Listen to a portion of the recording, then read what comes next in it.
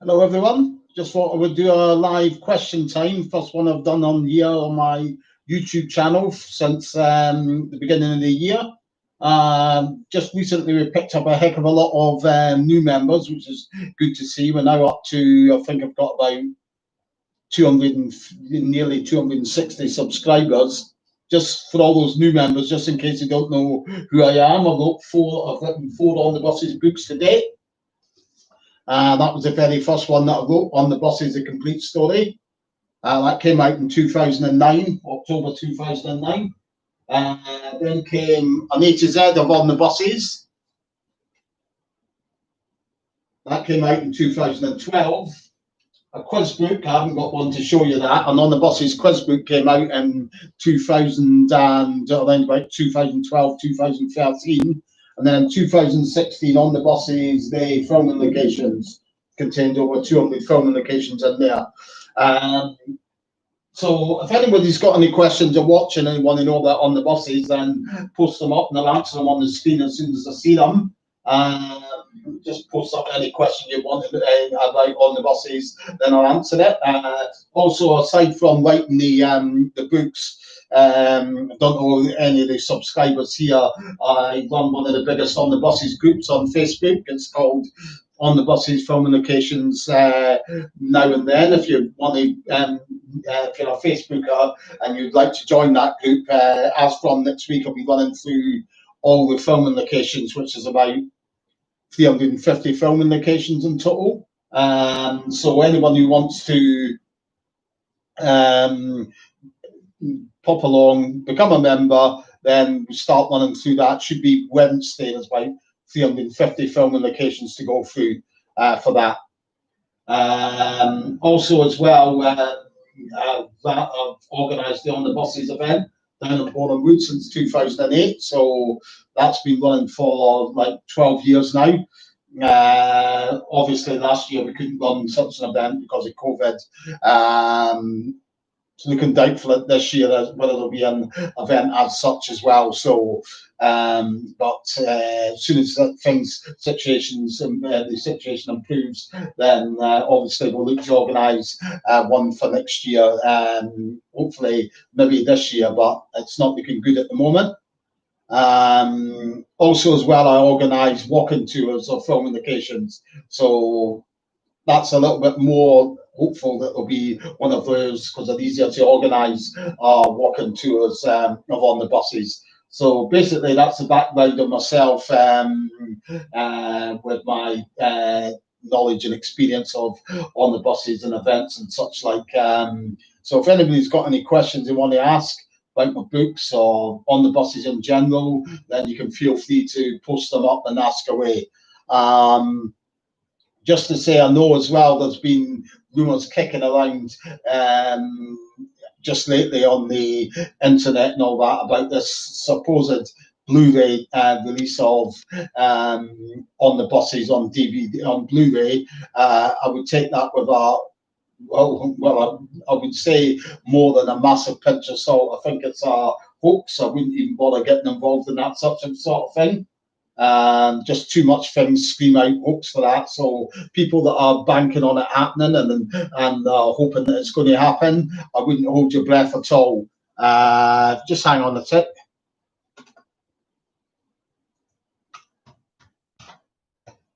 And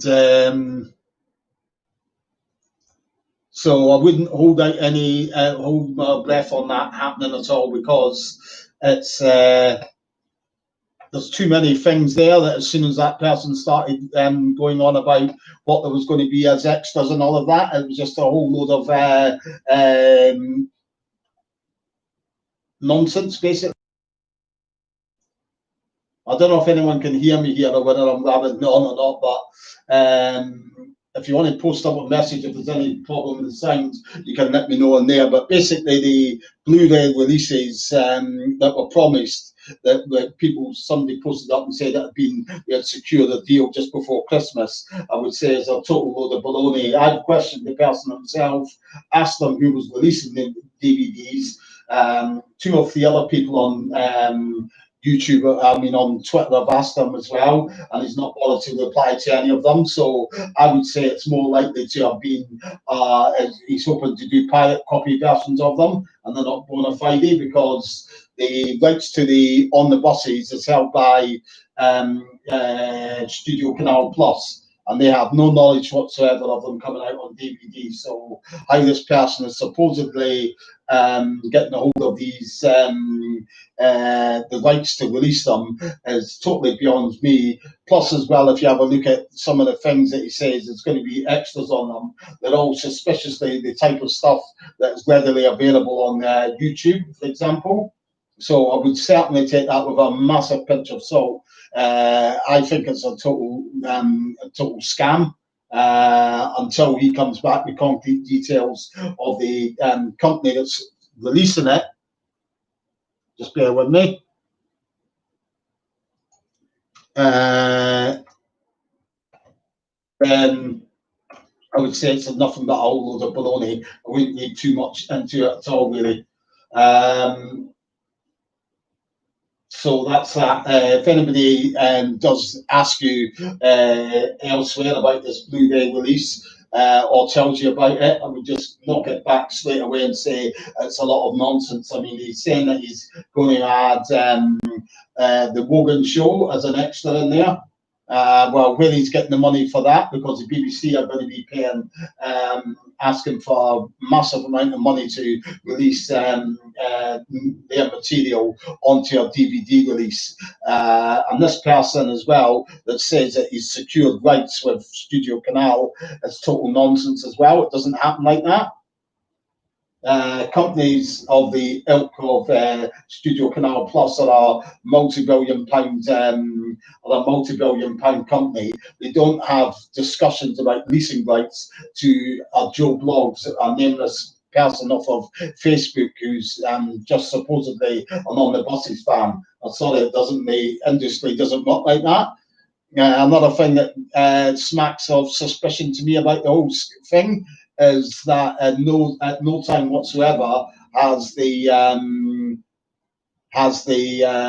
person revealed on any major Facebook On the Buses groups anywhere has he advertised it, which you would do. I mean, I've had my works published as a book, and the first thing you're told to do by the publishing company is to advertise it in the very most prominent places. So basically, mine's is the second biggest On the Buses group on Facebook, and another one that I'm admin on Facebook is the biggest group on Facebook about On the Buses, and it's not been posted there. It's been posted up on our obsolete On the Buses group that's got about 100 members in it. So again, that just doesn't ring true to me either. If you're releasing something and putting in a heck of a lot of money into a project, then you are going to be plugging the hell out of it in the best possible places, which isn't the likes of our small nondescript Facebook group. You would be doing it in the biggest places, the biggest groups, and there's not even anything at all about it on Google either. There's no links to it being released or anything like that. So basically, anyone that's saying coming up and telling you this about being released, be very beware of it. It's more than likely pirate copies that he's hoping to bootleg, and not actual bona fide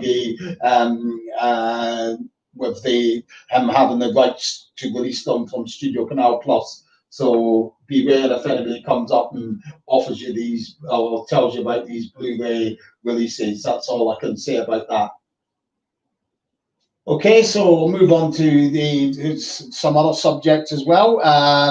Obviously, with me about to start the filming location run through on my Facebook group. As I say, anyone who's interested in that can join up to the Facebook group in question that I run. And if anyone's got any questions at all, I'll wait for them to come in. Any questions at all about On the Buses in general, I'll answer them here as well. There is a topic that's really sort of like a sore point to me. especially if you're on like Facebook again, like I am heavily. Your stuff like snippets of interviews from the cast on the buses, a real like gold dust of that I can't accept.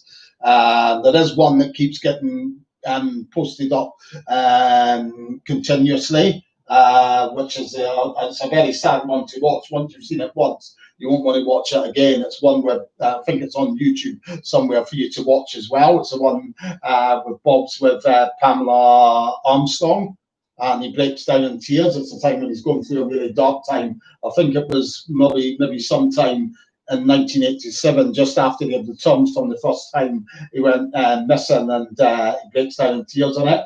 It's not the sort of way that I like to remember Bob by, so it's been posted up maybe a few times on my group, but that's more than enough for me. So anybody that posts it up, I delete it because it's a repeat post. That's a group rule that I've got there, but it's not the sort of way that people should be remembering Bob, in my opinion. By all means, post up posts when he's in a happier place in his mind. He's not a broken man on television. I mean, we're all on the buses fans. We all admire the cast and crew and such like. But why would you take any pleasure out of watching a man that you've admired and has made you laugh so much crying on television? It's not really something that appeals to me at all.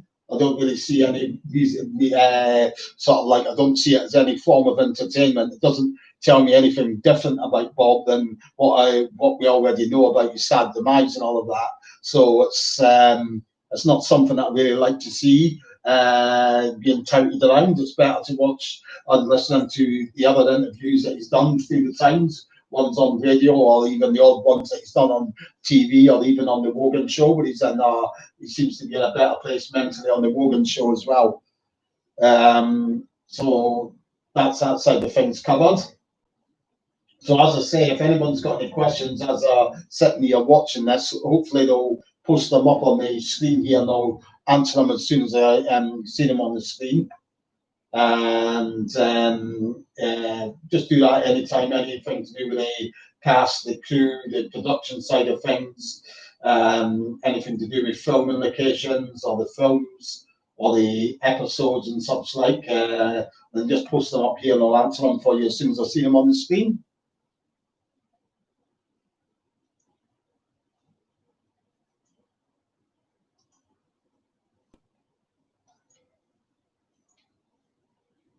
So just going on in terms of on the buses in general, for other little sort of like facts that are often misrepresented. Obviously, the big one is about Bob. I mean, a lot of people, it's another reason I don't like that interview that I was talking about of Bob Grant, because it fuels the fires and leaves out a whole gap of things unanswered, which is there's a lot of stuff that Bob did after 1973 on the buses end, and right up until the mid 1980s into the second half of the 1980s. He was highly active on stage, which a lot of people totally ignore. They seem to there's this myth that's grown up over the years that once he was in on the buses, after that he got typecast, couldn't get any other work, and that was it for Bob, which is total baloney, basically. Bob wrote and directed and starred in stage shows as well as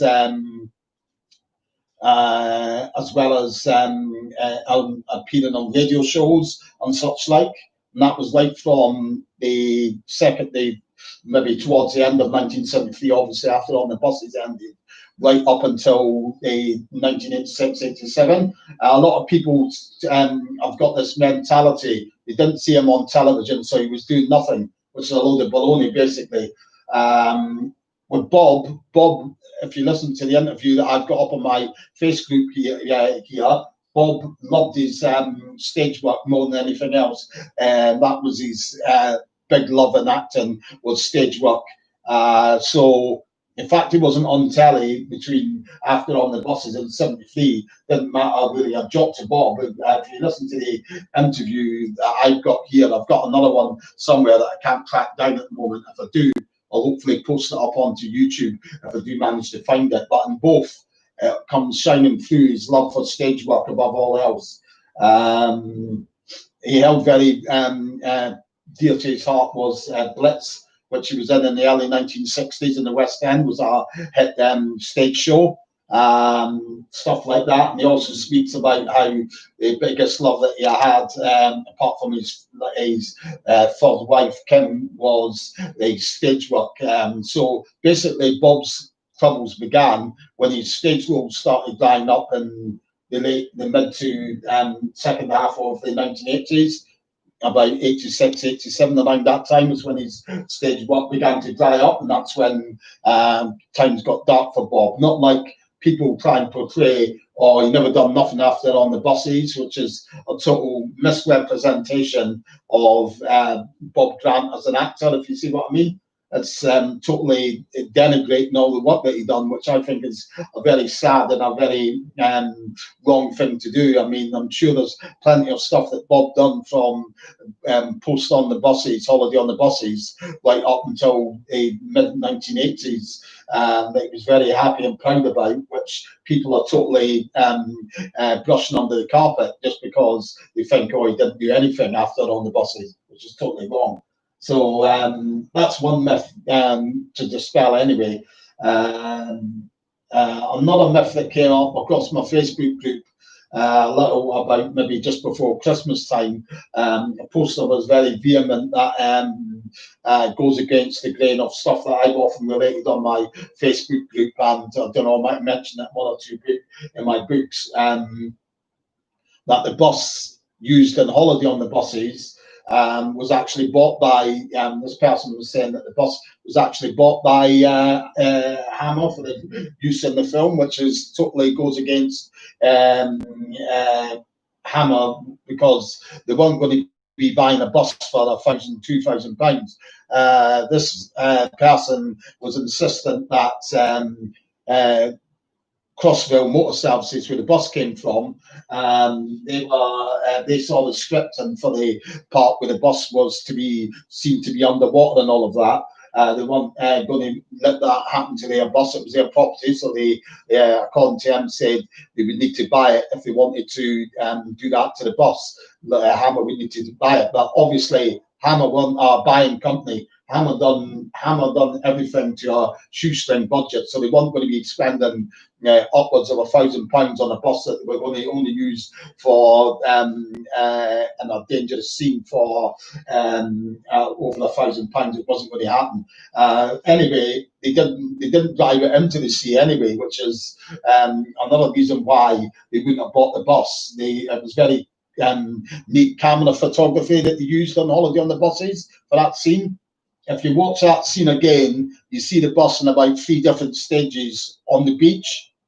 When Stan's snogging upstairs, and then they come down and notice that the bus is in wet sand. That was genuinely on the beach where they filmed that. And then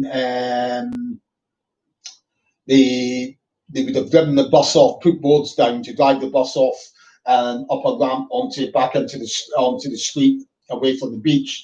And the scene when you see the water lapping under up to about the tires on the bus, that was just a prop, a prop basically. I know the person who is vehement that it wasn't a prop, but I can assure you it was, because of Stephen Lewis that and other people that worked at Pontins can verify this, that after they had finished filming, the prop toppled over and sailed out to sea, so they needed to contact shipping authorities and the coast and the coast guards and all of that, just to inform them that a boat hadn't actually sunk. It was just a prop from our film, so that not to get worried looking for survivors and all of that. And then the prop itself actually got washed back up onto the coast near the holiday camp again about must have been a few weeks later, but by that time the crew had all left and went back to Elstree.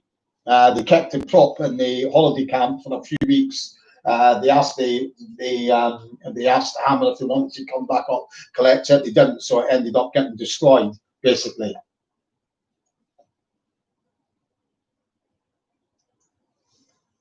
So that's sort of like, and the second part that you actually see the link. You actually see the water up around the upper deck of the bus. You actually see the water up near and on the top deck. All you need to do for that is to all we did for that was Les Barry, who was the special effects man.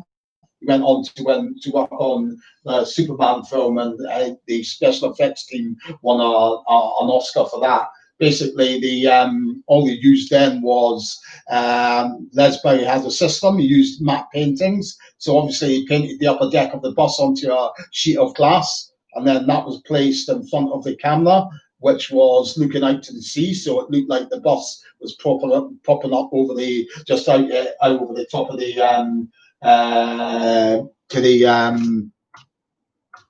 top of the bus, and it just made it look like it was under about 10 feet of water, but it wasn't, if you see what I mean. So that's how they done that scene. There's nothing to do with anything to do with the bus being underwater and all of that in that time. So basically, the person was in it when he said that they actually bought the bus for filming, because there's absolutely no need for them to buy the bus for filming, and from that you would you can see that it wasn't actually true. What I would say is that what has actually happened there was that they did look at it, and they said to Hammer, if you want to put the bus out to sea, then you're going to have to buy the bus, because obviously it will be causing so much damage to it. We can't sort of like allow that for that scene. So I would say then that is how they concocted those special effects that they used, so they didn't have to drive the bus into the sea, so they didn't have to buy the bus. I would say that's where it was. So there was an element of truth to what the man was saying, but they didn't actually purchase the bus. They actually found an alternative way of filming that scene, if you see what I mean, without having to buy a bus. So if anyone's got any questions, like I said, you can pop them on the box here. It can be anything to do with on the buses. Type the message in the column there. I'm not seeing any messages coming up, but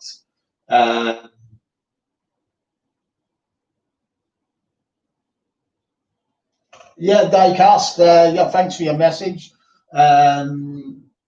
Yeah, that's the same with me. I mean, I've got a whole load of film locations that I know of, but I've not been able to actually go down and confirm and photograph and all of that. Obviously, I go down to Boreham Wood a lot of the time for my various purposes, for organising the events in Boreham Wood, for photographing filming locations and such like. So I've been to Boreham Wood dozens of times, I think, over the years since about 2008. When did I get interested on the buses? That would be around about really interested in terms of really interested was around about 2006, I would say, diecast. So it was around about 2006 I got really interested on the buses. That's when I started up my own on the buses forum and all of that. That's what we call really interesting. Until then, it was a show that I really enjoyed watching and all of that. But it wasn't anything that I took further than that until I started running our forum online, which was the first on the buses forum, the first forum dedicated to on the buses, if you see what I mean. And that was around about 2006. Obviously, that's closed down now, because once you had the likes of Facebook and all that came along, then a lot of people left and were posting on Facebook groups. So forums sort of like became pretty much obsolete for the time. So that's what happened to that forum. But I do run sort of like under a different guise on Facebook now, if you see what I mean, the group.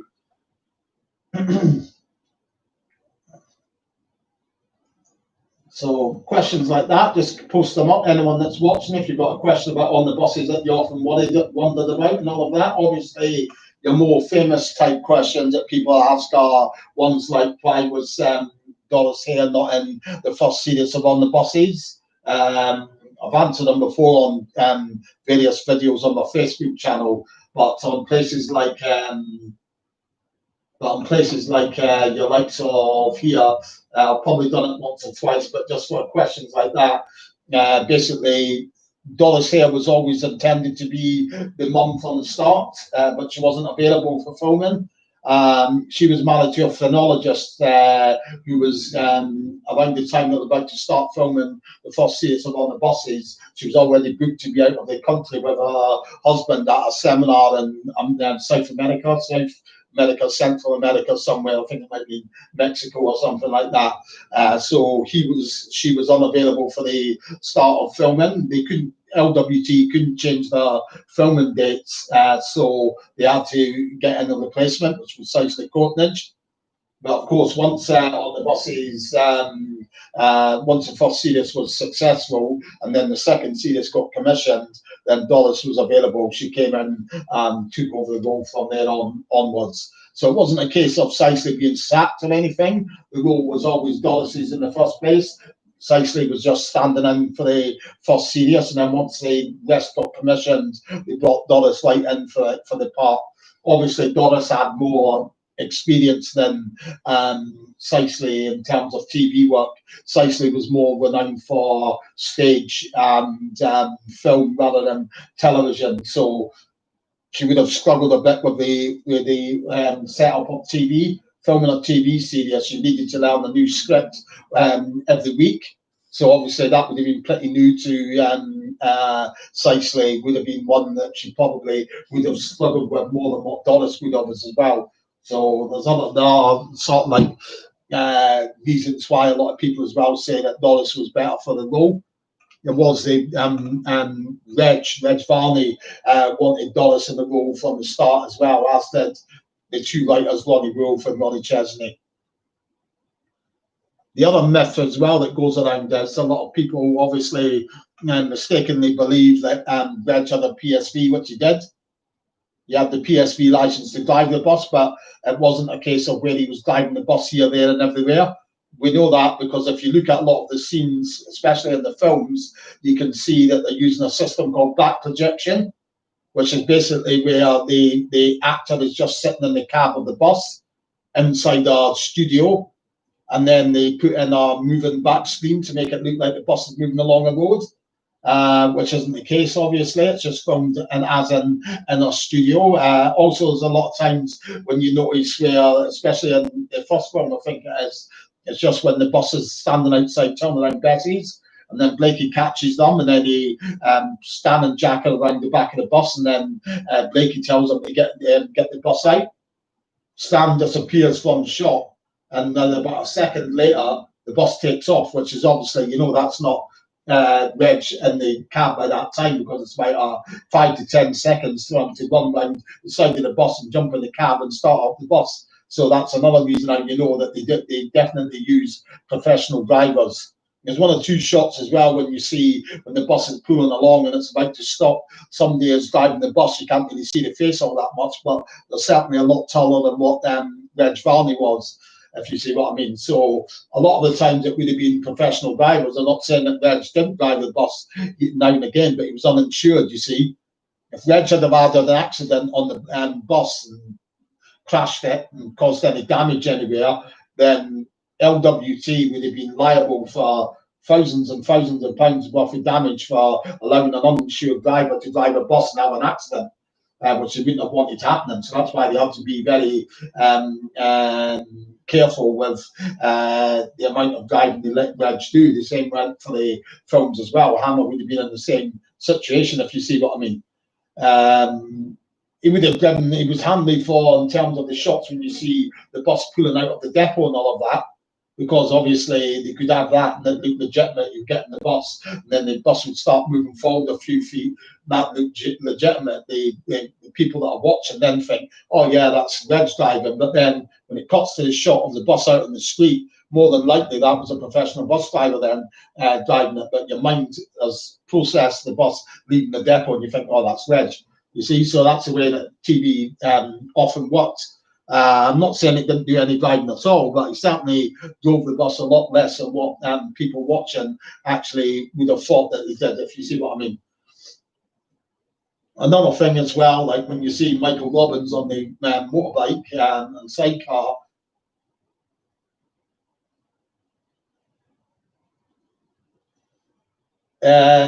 quite likely, if you watch the scenes, there are some ones that you can't actually deny that he's actually is reg. There's no other way that you could have done it, because that was like. But remember that scene rightly, it's like a continuous shot. So they would have really needed to do that for the effect, obviously, because the camera was looking right at them, if you see what I mean. Don't see that there's any cut there, like it doesn't cut, and then you see the bus turning into the street, as far as I know. But we need to watch it again, obviously, for confirmation of that. But certainly, he didn't do the body of driving that everyone seems to think that he did. Plus, as well, on my group that I'm on, which I run, the On the Buses filming locations, there was an ex-employee of Crossville Motor Services who said that they were very strict on it. They said they didn't want reg driving the bus anywhere outside of the holiday camp, if you see what I mean. So obviously we know from Holiday on the Buses then that the bus being driven is by a professional driver, if you see what I mean. There are people that we know that were extras in the films who watched them filming, and they actually said that the bus was towed in a lot of the time, which would have tallied as well. They would have just got something to tow the bus along. Obviously, you're just seeing the bus, the camera looking at the bus with reg in the cab when it looks like it's going along a country lane. That would have been the bus getting towed, if you see what I mean. For the night shots, when obviously you see the bus isn't being towed, like when it's going under the low-level bridge and all of that, that would have been a professional driver, you see. So that's the way that the filming works and all of that. A lot of people like to think that it was reg, it was driving, but I would say that a lot of the time it actually wasn't. He would have done some of the scenes, but not to the great bulk that people actually think that he did, if you see what I mean.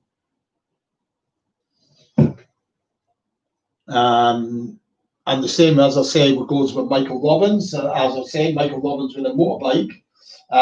He couldn't ride a motorbike at all. He never had a license either. So that was the body of the work there when you see him on a motorbike, especially in the films. In the films, it would have been the motorbike was getting towed.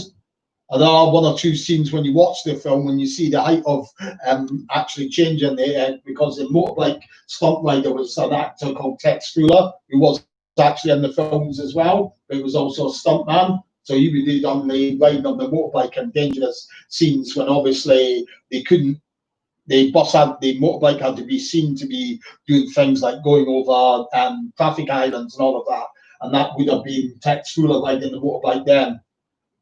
You can tell that it was Tex Fuller as well, because if you watch the second film at the very, very, very start of it, when the opening credits are running, and you see Stan and Susie going into the jeweler's shop, Mum distracts Arthur. She taps them, and they look over at them going into the jeweler's shop, and then the motorbike crashes into the back of the bus. If you watch that scene on a DVD, a frame at a time, you can miraculously see Michael Robbins turning into Tex Fuller. His face all of a sudden changes, and within one thingy, and you can see quite plainly it's Tex Fuller when the motorbike impacts into the back of the bus, if you see what I mean. Another question: the other from Diecast, when on the buses first came out.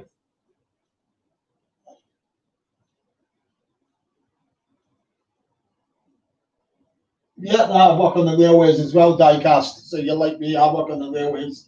I remember when I was doing like bits from a book, and they found it very funny that I was on the buses fan that worked on the trains. They thought it was very like humorous, like one or two newspaper things picked up on that, and they when they were doing an article on my books, if you see what I mean. Yeah, so Michael Robbins didn't ride the bike. We know that for a fact because I think it's his cousin. Tony is a member on my Facebook group, and he's already pointed out that Michael didn't have a license to ride a motorbike. So whenever you see Michael Robbins, especially it tended to be in the towing scenes when the motorbike's getting towed, or at the start of the opening credits on the buses, then that would have been a real close-up shot. So you wouldn't have seen the rope tied to the front wheel, if you see what I mean, for the motorbike to be towed at scenes like that. Anything that was more dangerous scenes, then it would have been Tex Fuller that was in them. I think you see that in the scene. I think when the motorbikes getting towed and the road painter who's painting the lines on the road, he ends up with his pot and his head in the pot of paint. You can see when the motorbike's coming towards that there, and in those scenes as well, the height of Michael Robbins decreases within a couple of shots. So that was obviously where Michael Robbins was stopped being towed, and they put Tex Fuller on, because Tex Fuller in real life was a little bit shorter than what Michael Robbins was. So you can see the height difference between the two at Oliver's and compared to the height to Tex Fuller as to where it was and compared to Michael Robbins, if you see what I mean.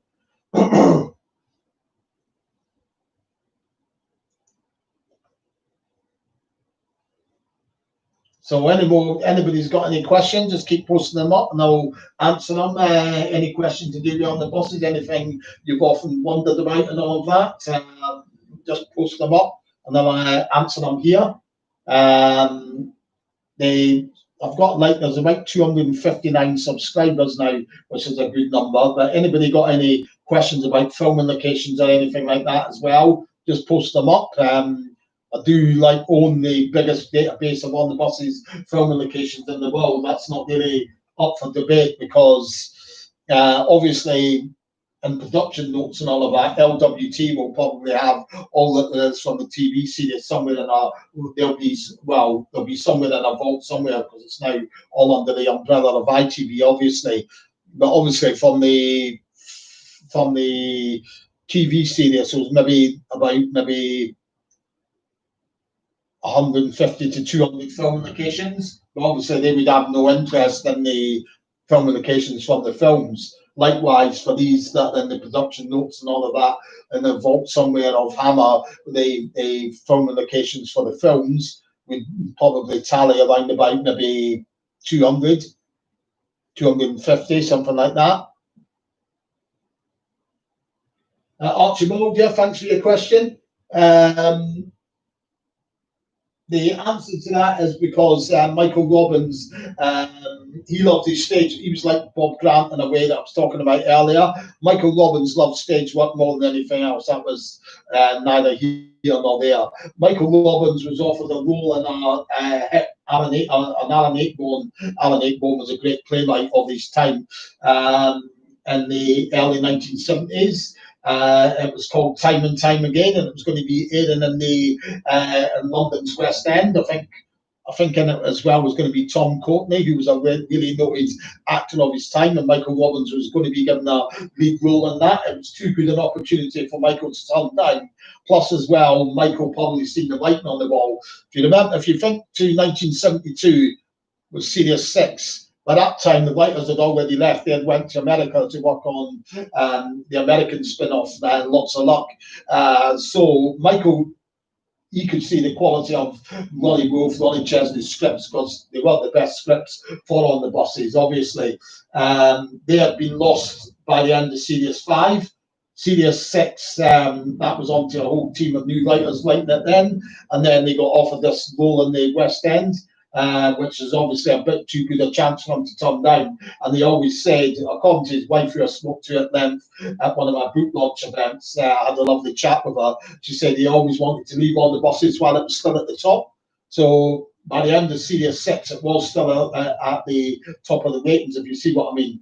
It was due to start filming, I think, sometime in the autumn of 1972, and it was going to run for about a year, I think the plan was. So obviously that would run right through until, I think it ended up running through until around about the spring of 1973. So that was around the time that they were filming Series 7. So he had the choice, obviously. Then he didn't want to do the Series 7. He wanted to leave for that stage role in the West End, which was a real big chance. I mean, the West End stage show is as high as you can really go, really, in terms of stage work. So it was too good a chance for Michael to turn down and decided to take it. So that's why Michael left at the end of Series 6, if you see what I mean. It's not like if you read some other book, I think there's another On the Buses book out there that may state reason was he had fallouts with the rest of the cast.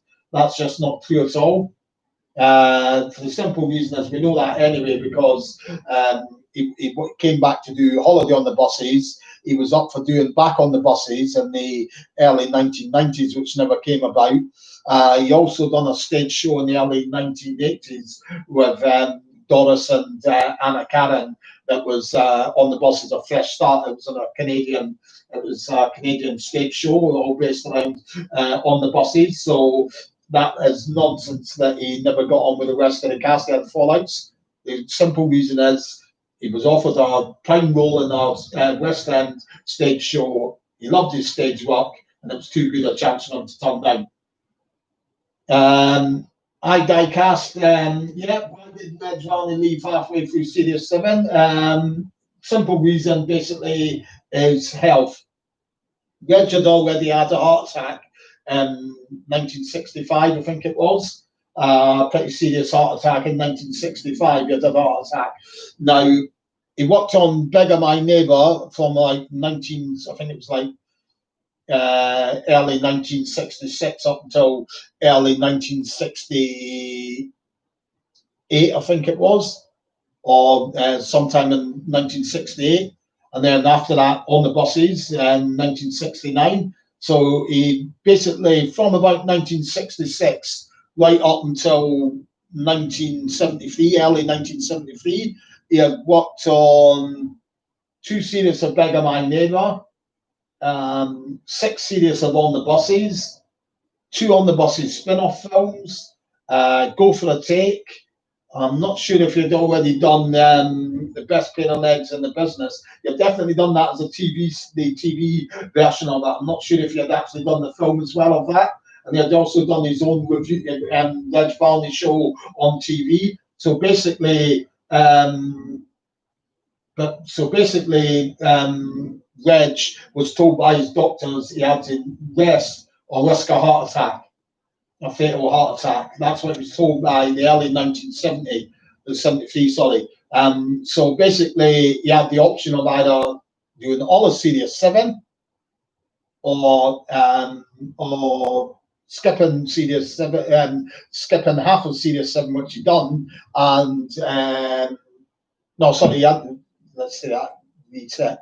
He had the choice of either missing all of Series 7 and doing Holiday on the Buses, or missing Holiday on the Buses and doing all of Series 7. So he chose what there was, like the half of Series 7, sorry, and then we'd have, I think it was like about 2 months break, because you see Holiday on the Buses was due to start filming about a week, 2 weeks after Series 7 of On the Buses had finished, so that wasn't a break time at all. The doctors told him he needed a long extended rest, so doing what he did gave him just long enough a rest for him to do Holiday on the Buses. So that's why he left when he did. Again, nothing to do with any fallouts with the cast or anything like that. That's just gossip again, all stirred up, I think, from your newspapers of that time. Okay. So you've got the questions, you got the idea now. Just keep your questions coming in. I'll answer them as soon as I see them on the screen. Obviously, through time with this group, my YouTube channel here, On the Buses database, I do hope that sometime in the future, once things get back to normal, I can actually go out and record videos for filming locations and all of that. There's virtual ones up, as you know, on the group at the moment for you to have a look at on the group. They're ones that are just sort of like being able to do from home by showing you the locations on Google Maps and Google Street View software. But obviously, hopefully, sometime once this nightmare situations over and things return to a bit of normality, but actually be able to do actual visits of the locations.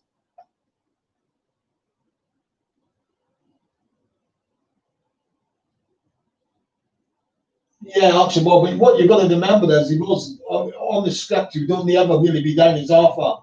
You wouldn't have Arthur Lodge on the script. The scripts that I'm kicking around that I've looked at and all of that, and it always only had Arthur down there. I think they only mentioned his name as Lodge in one episode. So if you think about it, the Wogan show was 1990.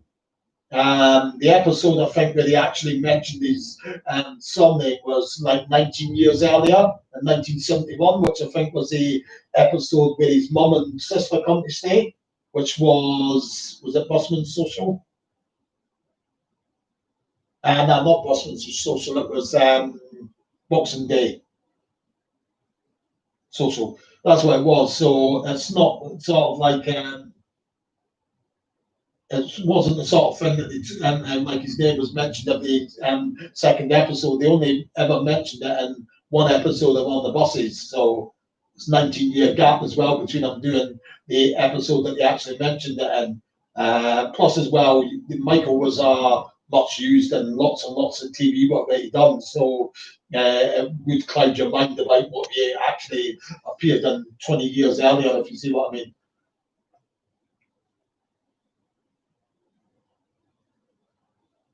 So if you've got any questions, just keep them coming in. I'll answer them for you as soon as I see them.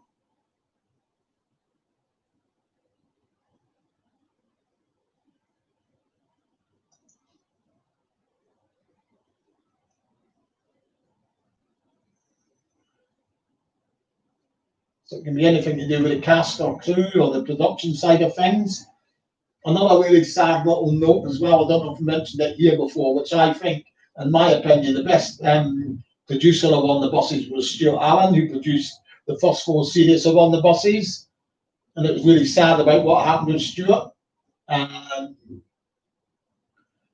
Stuart was a big hand and helped get the cast together as well. He helped selecting getting the cast together at the start of On the Buses. Done that with a man called Richard Price.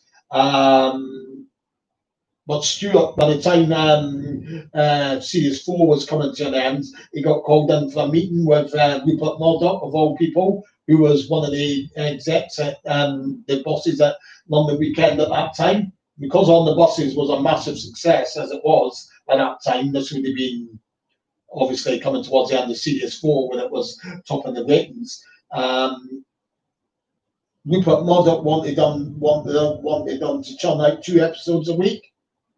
And obviously the nature of On the Buses, how it worked, where you need to have maybe a day or 2 out on location shooting and day rehearsing and then a day filming. It's not possible to fit 2 episodes into a week. And he told Rupert Murdoch that, and Rupert Murdoch's reaction, he sacked him. Then they brought in Derek Goodwin for the role of producer from Series 5, which I think is really mean and sad, basically. Because as it turned out, as we all know, they only ever stuck to doing 1 episode a week anyway, if you see what I mean. So Stuart Allen was on, he couldn't do any more than 1 episode a week, but because of that, he got sacked for it, which was pretty pathetic. But we all know anyway, like Rupert Murdoch's not got a great reputation. I know he's a multi-billion-pound media mogul and all that, but he's certainly not one that's looked on with a great deal of affection around the world, is he? So if anyone's got any more questions, just keep them coming in. I'll answer them as soon as I see them.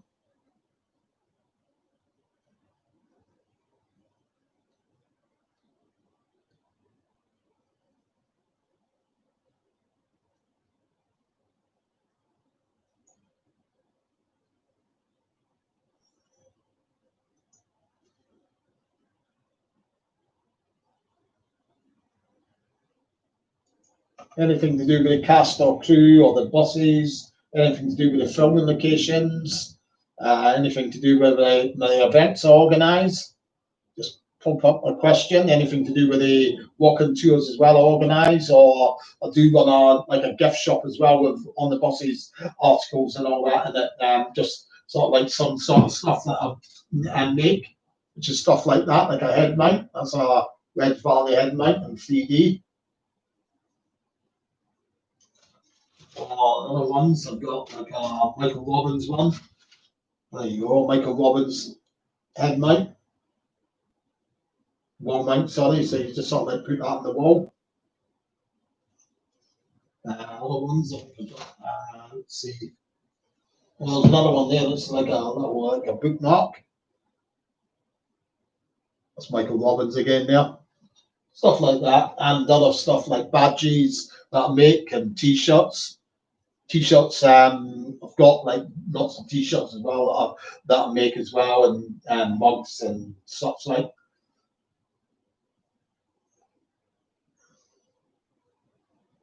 So if you've got any questions, just keep them coming in. As long as I've got questions coming in, and I'm happy to stay online for them and answer them.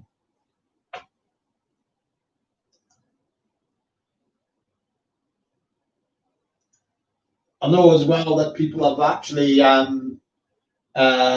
I've got like 2 commentaries up here from the first 2 films. I did try putting a Holiday on the Buses one on, but it got taken off for copyright issues, so it doesn't look likely that I'll be able to do a Holiday on the Buses one up here, not unless I can figure out a way of getting around that, if you see what I mean. So it's probably just stick with the 2 that I've got up there at the moment, which is the On the Buses, the original film, and the second film, Mutiny on the Buses.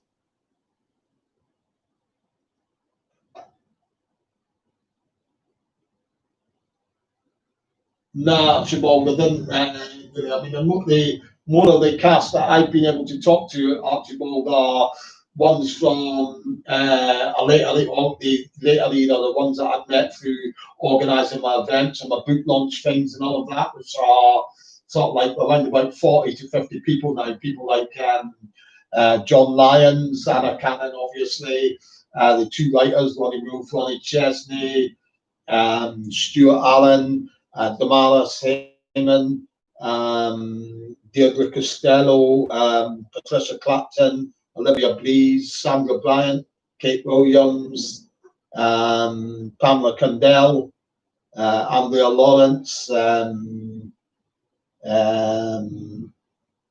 lot more as well. I just can't think of them. Nina West, Michael Slater, Harry Fielder,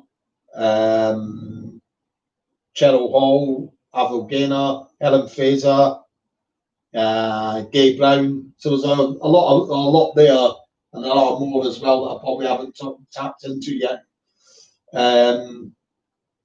So if you've got any questions, just post them up as I'm speaking here, and I'll answer them for you. As I say, Michael Shear, I think he passed away about maybe 5-10 years ago now, was it? But he was one, obviously, that I never got to meet, sadly.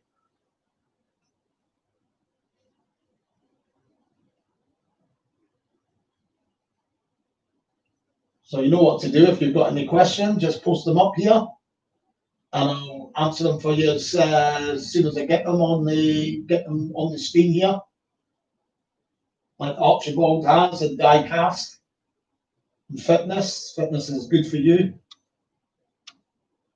Just post them up. Can be about anything to do with the production side of things, on the buses, my books, anything to do with my Facebook group I run, or the events I organise, walking tours I organise, anything like that, and I'll answer them for you. I do have another Bob Grant interview, which I'm really frustrated because it's gone missing and I can't find it anywhere. It was one that was given to me for after I've done a interview for one of my books, but I can't find it now, which is really frustrating because there's some really interesting stuff on it, which obviously I would post up here on the group here if I can find it again. Yeah, that's like that secretary texted. He passed away like maybe less than a year ago now, wasn't it? He did live to a good age, 90. He was in his 90s. I think he was 92 or something like that, Tex.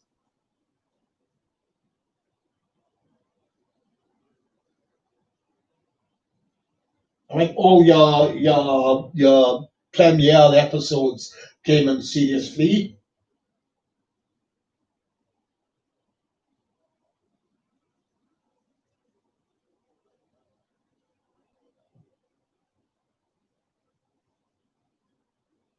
Hi, Philip. Yeah, that's right. That was the way that they done it, Archibald. As I say, it wasn't an actual boss at all. And I wouldn't really have seen that they would have done that for to a boss anyway, just for the one about or what you only see it in that state with the water lapping up around it for about a couple of seconds. So I don't see that they would wreck about a boss that would have been worth about £1,000 just for the sake of a 2-second shot. No way at all. That's why they use Les Bowie's effect with the matte painting on the glass. Then over just stand that glass panel in front of the camera where they see as a backdrop, and there you are. And there you've got the boss appearing to be underwater.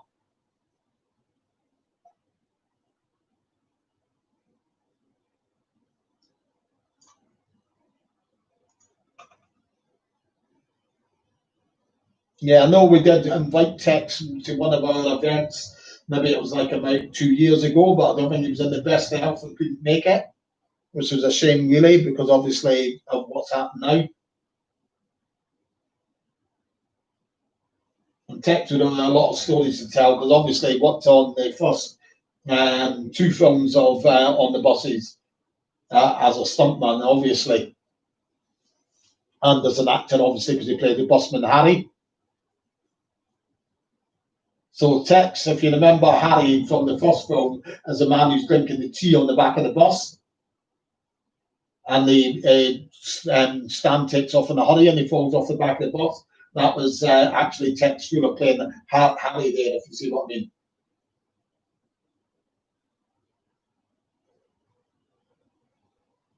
Now, as I say, Philip, your the boss was in 3 stages. You see the boss in that scene. On the beach, when it's in the wet sand, that was an actual boss.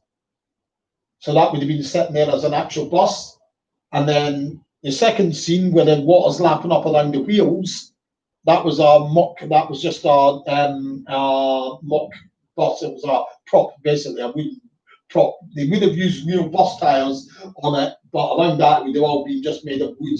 And that would have been your prop boss. And then the third stage was the painting on the matte glass, if you see what I mean. So it wasn't any boss at all.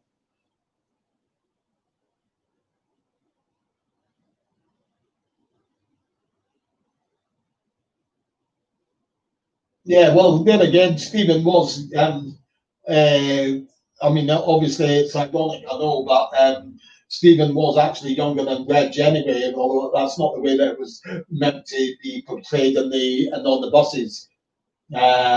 Stephen was a good for nearly 10 years younger than what Reg was, although he's supposed to be the other way around, and Blakey was supposed to be older than Reg was.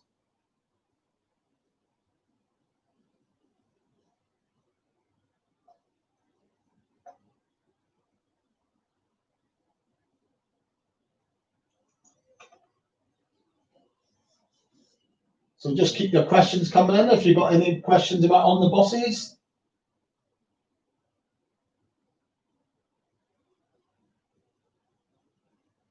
Yeah, it was very sad, but I don't. Something that bothers me,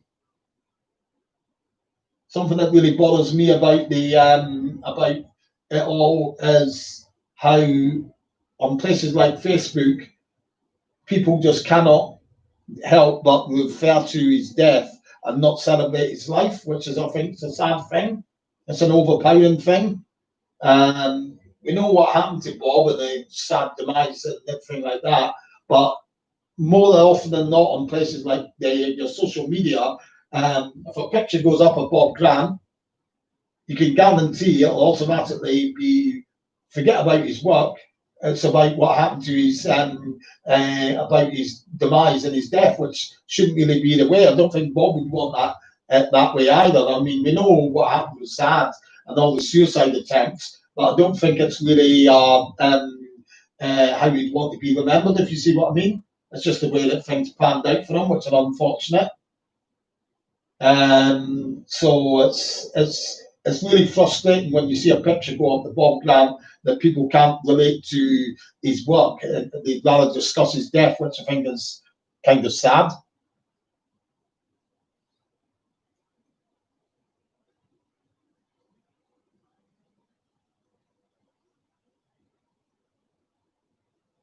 Yeah, diecast. That was the what do we call it? And the, as you say, in the South Bank, LWT was at Hammer, was at Wembley, sorry, from for the first 6 series on the buses. And the stage that they used there was Studio 5, and they could use their big double bay doors where they could drive the buses onto the depot set, and it was fine. It all worked great. And then along came the South Bank studios, custom built studios, but they didn't think for the lowness of the doors there, so they couldn't drive double decker buses into the set. They could get single deckers on, but they couldn't get double deckers. So the way around that was they drove on single deckers and lowered a false upper deck to make it look like double decker buses. But they were actual single deck with a false imitation double deck on the upper deck. And that's the way that they had to do it, because they could. And I think as well, if you watch Series 7, that's why there's slightly less depot scenes. They avoided the depot scenes a lot more than what they did. And I suppose that's the reason why they also moved Blakey into Stan's house, because Blakey was a character in it, but he was mainly based around the depot. But they didn't want to do too many depot shots, because they knew fine well they were having to do more fake double deck buses. So that's probably a reason as well why they decided to go down the avenue they did with the script writing as well. It probably had a slight influence on things. Chalky, the original Chalky was played by Glenn Whittle. Unfortunately, he passed away about maybe 3-4 years ago now, which is Glenn Whittle. He passed away. The other Chalky who played Chalky in Series 7, Jules Walter, he is still with us. He attended our On the Buses event a year or two back. He also went on to be an Nerfherder, and I think it was the Return of the Jedi or the Empire Strikes Back, one of those two that he was in. And his name is Jules Walter. He is still with us, and he's in his 90s now. Yeah, I knew that, Phil.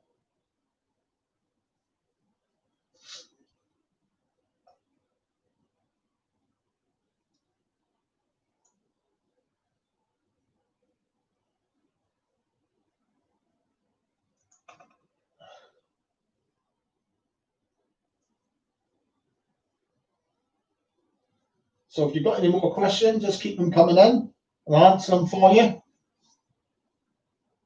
So like Chalky, Jules Walters Chalky, he was in, I think he was in the episode Goodbye Stan. You see him having a drink in the pub with Stan, with all the rest of the busmen.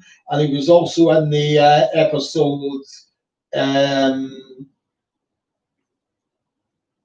the football match, because that's when he comes up to Oliver and he goes, "You're talking to the goalpost, love." And I think you see him later on, he's in goal, and the women, the Basden Bashers, are holding him down, and so he can't stop the goals.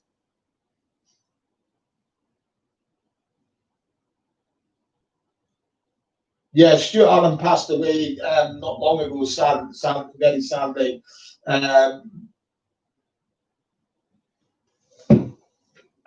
Yeah, that was the first iteration of Chalky, which was Glenn Whittle's era, obviously. I think Peter Fraser Jones, off the top of my head, also passed away. I think he passed away maybe a little bit longer ago, if you know what I mean. I'll just run a Google on that, but I'm pretty sure he's already passed. Oh, no, tell a lie. I think he's still with us according to all the thingies. He's 91. I thought you'd passed away, but there you go. Yeah, he's still with us, Peter Fraser-Jones. There you go. That's all right, Archibald. Yeah, that iteration of Chalky was in the first 6 series, basically. You also see him in an episode where he's not actually playing Chalky. Which one is that again? Where you can see the back of his head and he's wearing sunglasses and he's a passenger on the bus. I can't remember. The camera's looking down from the rear of the bus and you see him sitting in amongst the passengers on the bus, which is funny really, but you can see it's definitely him because you can tell by the hairstyle and the size of him and all of that. It's definitely Glenn Witter, but obviously not playing Chalky. They just used them as an extra on the bus, if you see what I mean, obviously, for that for a scene.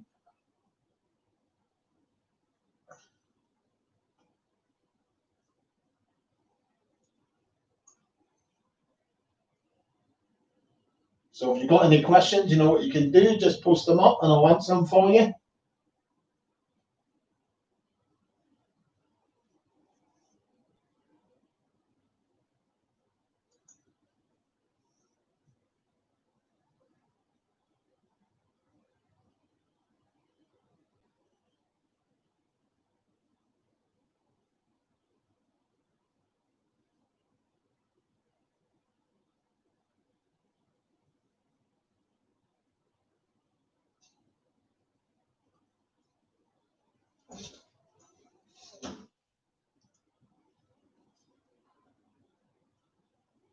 Yeah, hi, Martin. Yeah, sorry. No, that's not true at all, Archibald. She didn't gel as well as Doris did, obviously, but that didn't mean to say that they didn't get on with the cast. It was, as I say, the reason why Sisley wasn't on after that. The part was always intended for Doris Hare. When they were casting the role for Mum, Reg Varney wanted Doris Hare, Ronnie Wolf and Ronnie Chesney both wanted Doris Hare, but she wasn't available. She was away out of the country at the time when they started filming. LWT had a set date set in stone and they had to film it then, and so they had to get in a replacement, which was Sisley Courtnidge. And then once the On the Buses was successful enough to get was successful enough and got commissioned for a second series. By that time, Doris Hare was available, so Doris Hare came in and took over the role, which was always intended for her. You see what I mean?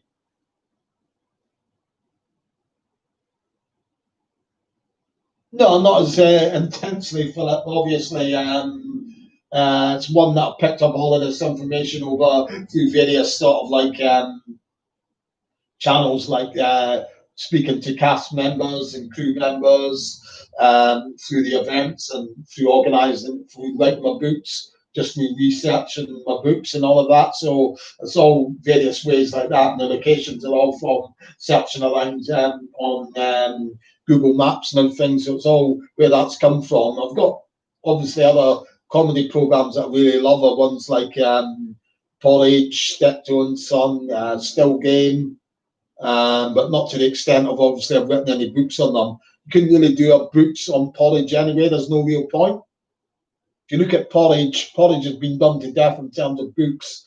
The writers themselves have written a book about Porridge. Yeah, so what's the point of even trying to compete with that? And there's also another book out there, I think, where it's got forward and input from the late great Ronnie Barker. So you're never really going to be able to beat anything like that. So why even bother trying is my view on it, if you see what I mean.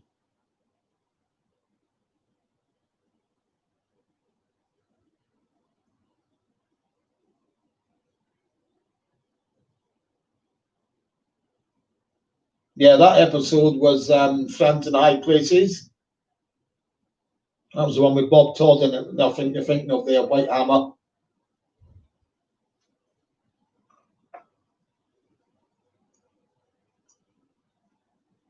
So you know what to do. Any questions about anything to do with On the Buses or the cast, the crew?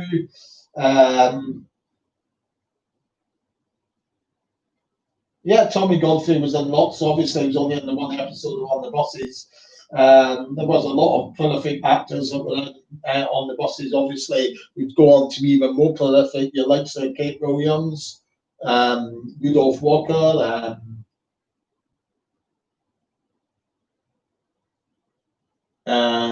what do we call them? Hold on. Well, during filming of Windsor Safari Park scenes, what you've got to understand about that is it wouldn't have been Reg and Stephen that were on the bus when the lines were on it. That was all just you would have had somebody in a black Mac, like a line tamer, and he was standing there, and they had like a wooden sort of barricade going across the aisle of the bus seats, but the camera obviously would be looking over the top of that, so you wouldn't actually see that there. So the line would be look like it would be walking towards you. You wouldn't see the boards. That's the way that they done that scene. So Reg and Steve were never in any danger there in terms of from the lines or anything like that. That was like a lion tamer that was in there filming that scene. And you do see the back projection again as well when Reg is driving and he's got the monkeys, the chimp sitting on the steering wheel. You can see that as a back projection shot again, which would have all been filmed back at Elstree Studios.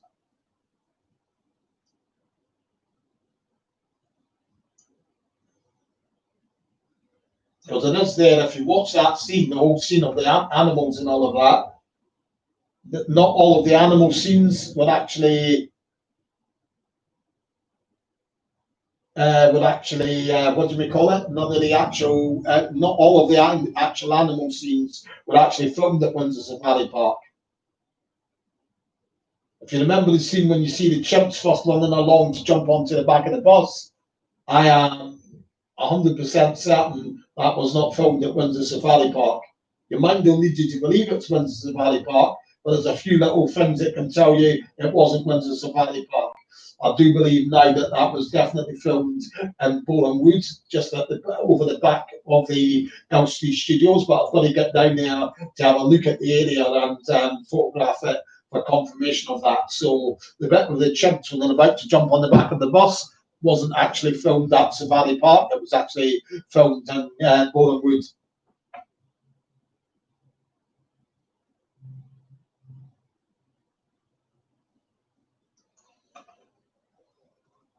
When the TV blew up, it would have just been sort of like carefully filmed in a way that it wouldn't have really been any danger to any injuries or anything like that. They would have just had it blow up and then placed it strategically on top of Blakey like they did. I think his head's poking through the TV set.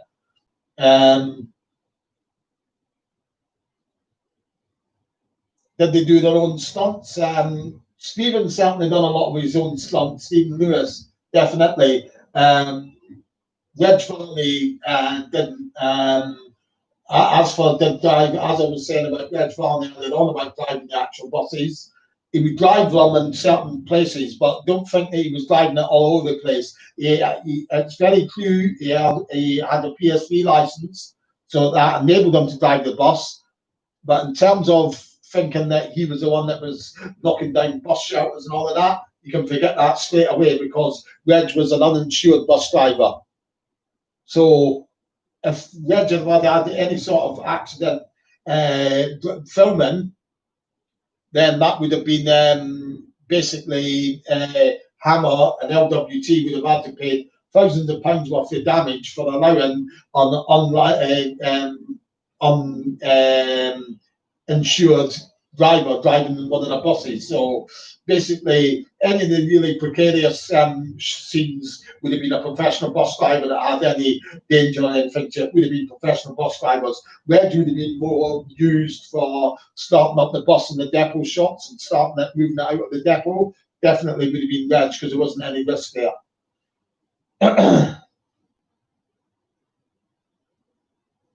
I don't know where Blakey slid along the wet floor. If you're thinking about the floor when he falls off the back of the bus, then yeah, he definitely filmed that. You can see he's actually on a little a flat platform with wheels on it. You can see it underneath his coat for an instant in the skid pan scene. So that's how they done that.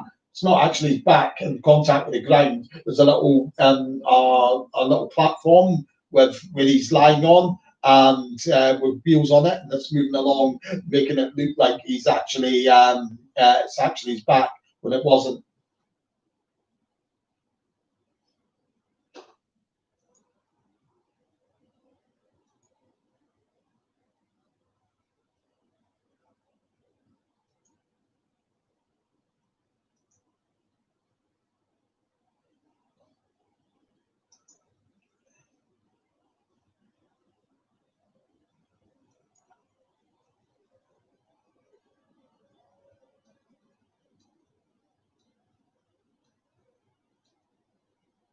Now you don't actually see him actually falling; you just hear noises, and then he's lying on the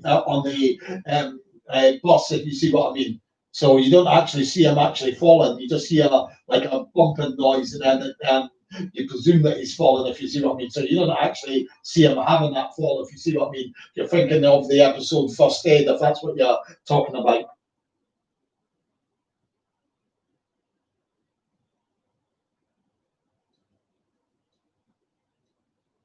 Nah, not a chance in the world. This comes up quite often on my group, if you see what I mean. There's not a chance in the world they'd be able to make on the buses now. They wouldn't sort of like even get down to a stage of getting there because obviously they wouldn't get any permission from the copyright holders in the first place. But basically, the answer to that would be no. As you say yourself, anyway, the times are just so different now.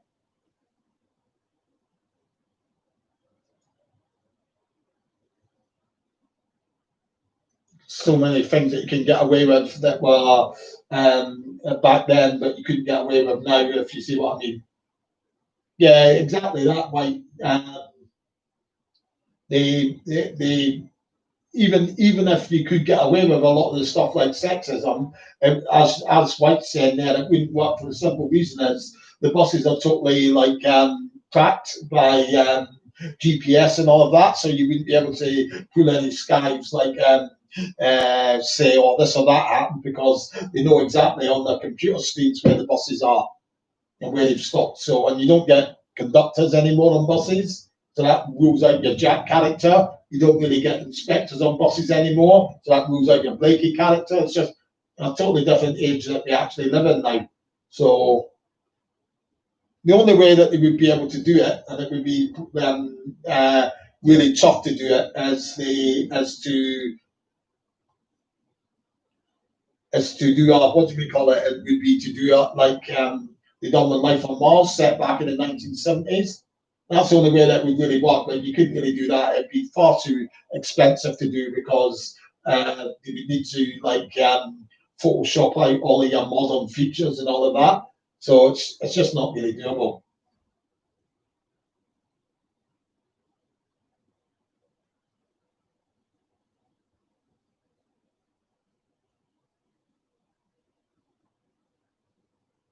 Well, Archibald, the reason behind that is the bus that caught fire in the field was earmarked to be scrapped anyway. So the bus was costing nothing, if you see what I mean. It was going to be sent to the scrap heap. So this way it went out in all this glory of a TV shot, if you see what I mean, where it gets well remembered. So that the bus itself wouldn't have cost anything.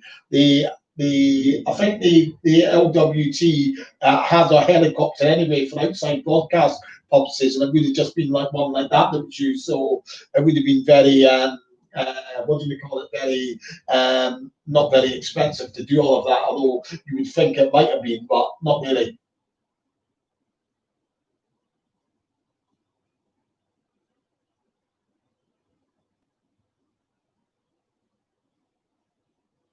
Yeah, it happens.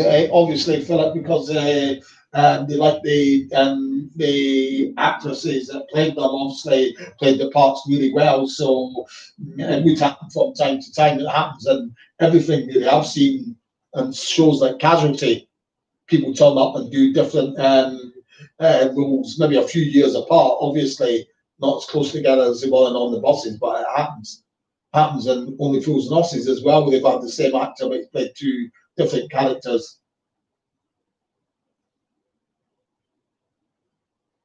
And in terms of how many times it happened, then obviously you had Madeline Mills, you had Olivia Breeze, not Olivia Breeze, sorry, Ursula Mohan, you had, just trying to think of more, Eunice Black, and that was about it for the terms of the TV series that I can think of off the top of my head that played different clippies, if you see what I mean. So I would say maybe 3 times.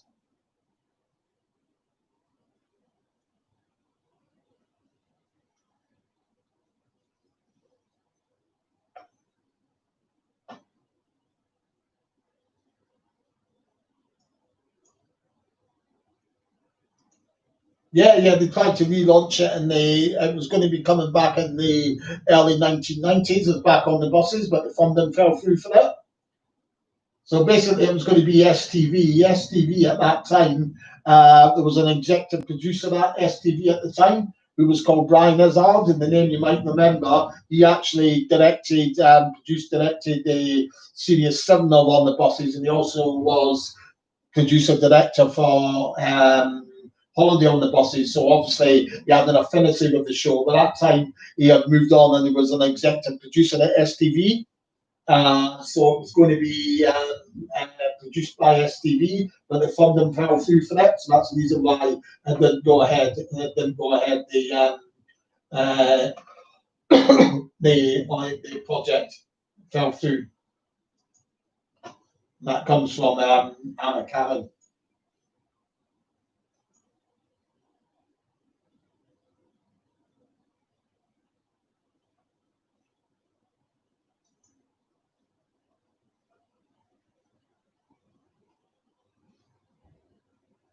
They maybe kept working and hoping that they could get the funding together for it, but by that time then, Michael would have went and fallen into ill health because Michael passed on. Yeah, it was all the same cast. All the original cast was going to be in it. Michael Robbins, Reg Varney, Stephen Lewis, Bob Grant, Doris Hare, Anna Karen, they were all going to be in it. They are all on you'll find it on YouTube somewhere as well. Someone will posted it up now.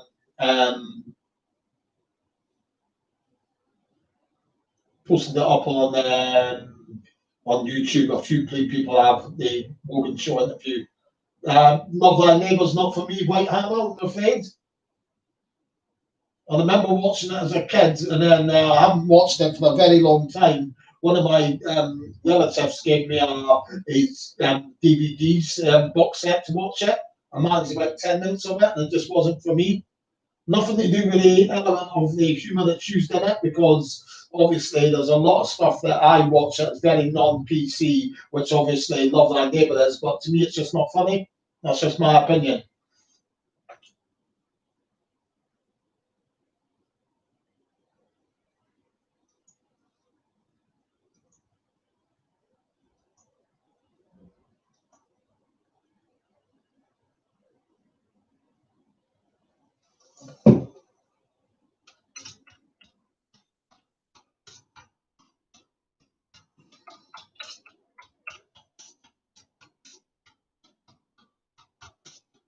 You're going to be sick?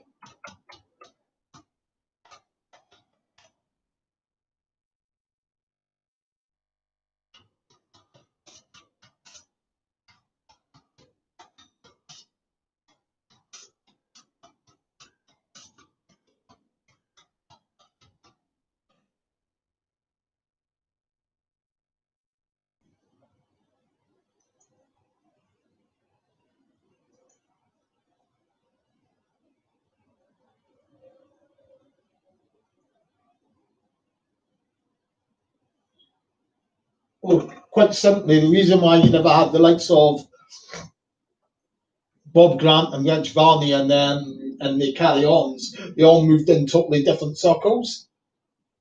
They never worked for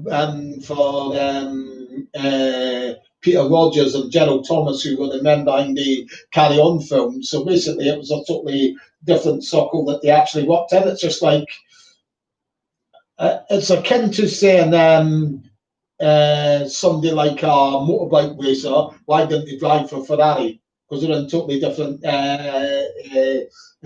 cycles that they actually worked in, if you see what I mean. Gerald Thomas and Peter Rogers done the carry-ons using cast and crew that they knew, that they had worked with before, and came recommended to them. Bob Grant and Reg Varney weren't in that circle, if you see what I mean. So that's the reason why.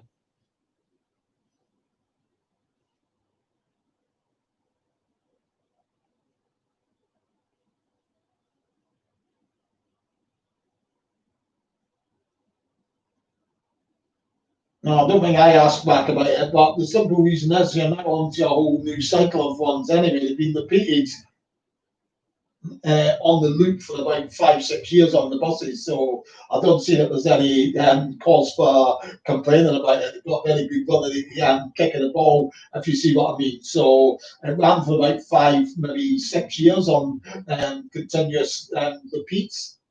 So I don't think there's any sort of cause. I don't think it was me that contacted them at all. But that would be the simple reason. They're now on to doing continuous repeats of things like Bless's House, which obviously wasn't getting screened when on the buses was being screened at all, or not complete feedback. So just like a chance for something else to be continuously repeated.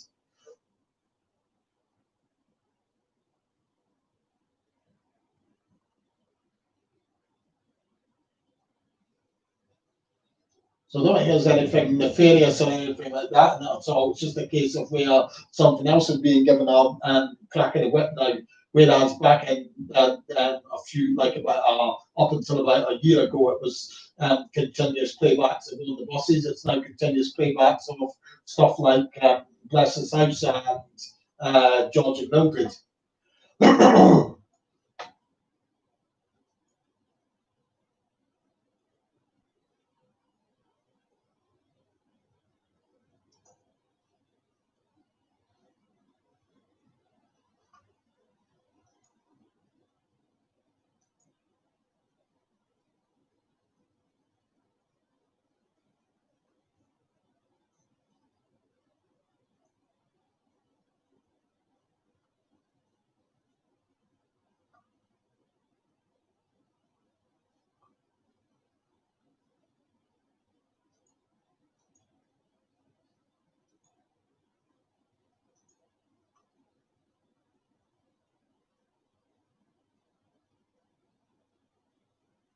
No, not that I've seen. They've all been complete as I remember the episodes. H2O. No, they've always been repeated. The only ones that I never saw getting repeated were ones that you Sirius 1 and 2 might just not be in a good enough fit state to be recorded, shown on TV or something. But it always seems to be the later episodes, which are far more risky anyway, which is Sirius 3, 4, 5, 6, and 7, if you see what I mean, of on the buses, rather than the earlier 1 and 2, which are a little bit more sort of like not so risky, if you see what I mean. So, they've all been repeated at some time on the episodes of On the Buses.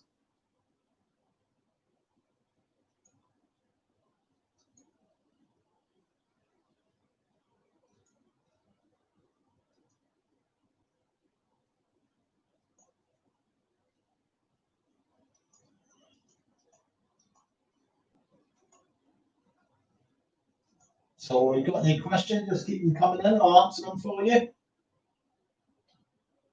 soon as I see them on the screen.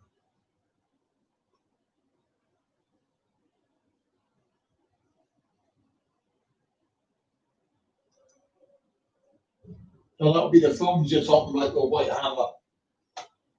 Films will shown in the morning, either in the morning, just Christmas just past there, or in the other hours of the morning. No, the best thing to do if you want to watch them is get the DVD. That's all it is. I mean, I seen it when I was out in the shops yesterday. My Sainsbury's close to me that had it for £20, and that's for all 7 series, which is the legal way to go about it. Because YouTube, anywhere that hasn't got it, like your ITV Hub hasn't got any episodes, or BritBox or whatever else there is out there that you stream your things on, then obviously YouTube's not a streaming device, it's a free device, and that's very strict on copyright. So like some of them have got through the copyright loophole without being detected, but it's not a legal way of watching it, if you know what I mean. You're better off just buying the box set for £20 and you get the full all of the episodes in their entirety.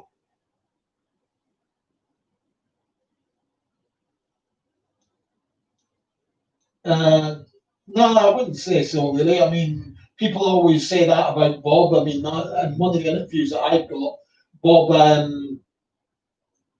Bob actually was asked in one of the interviews that I've got, I think it was around about late 70s, early 80s, whether they worried about being typecast, and he said, nah, when something like that comes along, you do it and you don't worry about the consequences, about what happens after it. So I don't think it bothers him about the idea of being typecast in any way.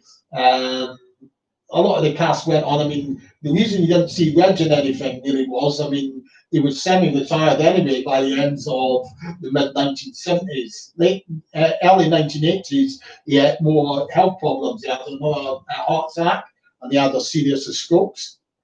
So he really was out of the public eye. By the late 80s, he had improved a bit, so he was ready to do back on the buses.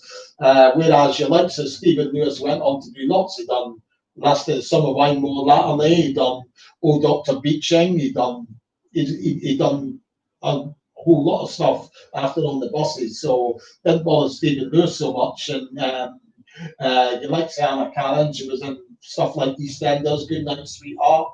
So I don't think it really was anything where she was paying, and she wasn't like she was used in an Olive type role, if you see what I mean, either. So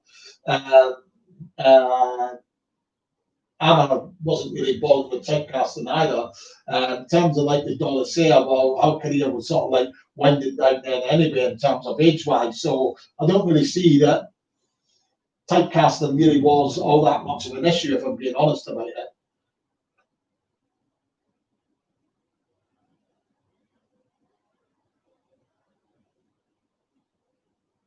It's not the best. That's the reason why. I mean, ITV are delving in and plucking out their very best sitcoms, and I think anyone would sort of like agree, Don't Drink the Water doesn't really fall into that billing, if you see what I mean. It's not a terrible sitcom, but it's not one of the best either, if we're all being honest about it, Tony. As for a remake of the show, nah, just no. Cast the writers say that when they were still live at events and all of that, and it was down to the cast and the cast itself that made the show what it was. They had great chemistry and they were so such great actors. Why would you even consider? Can't you replace perfection? It's like trying to replace a diamond with a lump of coal. Basically, there's absolutely no point to it.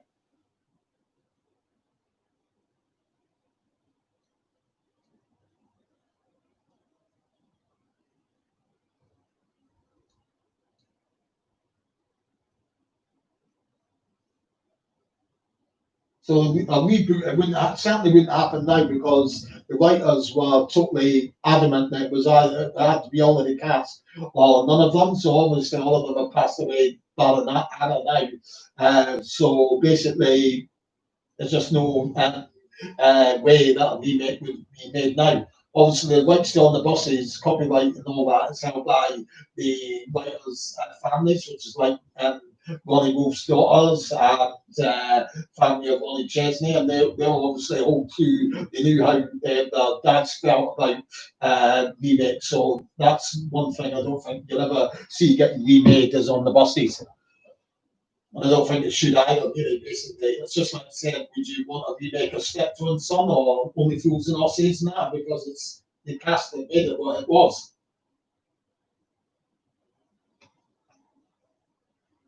And nobody could really do those, pull those rules off to such perfection as they did, if you see what I mean. So why try to beat perfection, if you see what I mean?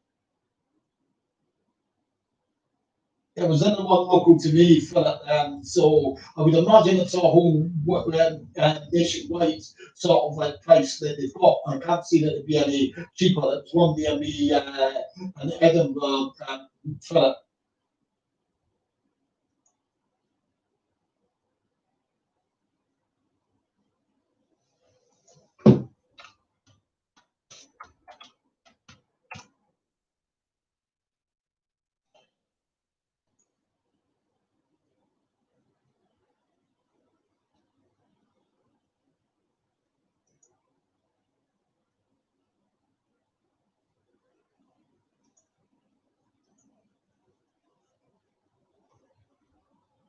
Yeah, Amazon will have them as well. Obviously, not too sure much of being Amazon, but as I say, I know that's a really good price for them. And Sainsbury's, you can walk right into a store and get them for, as I say, your £20.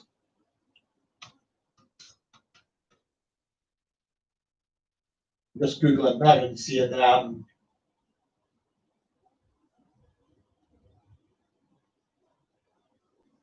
You see, Amazon's are far more expensive.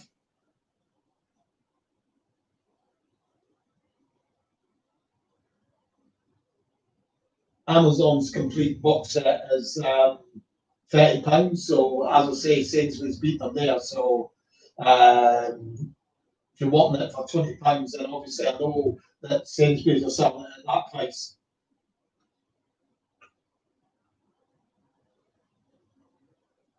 So anyone's got any questions, just post them up on the screen there and I'll answer them for you as soon as I see them.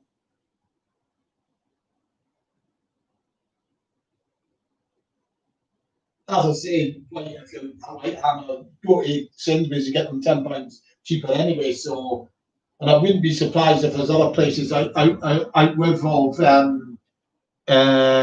Amazon and Sainsbury's, it's going to around about the same price as well, maybe £20. Just run a Google on that and we'll see if we can find any more information for you. But I'm pretty certain that you'll be able to get the box set.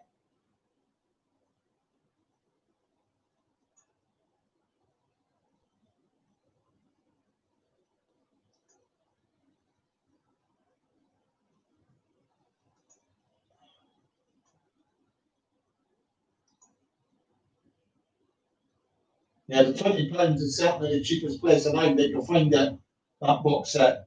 £20 for the complete box set, which is a real good price at Sainsbury's. So Sainsbury's seems the best place if you're looking to buy the box set right now, if you see what I mean.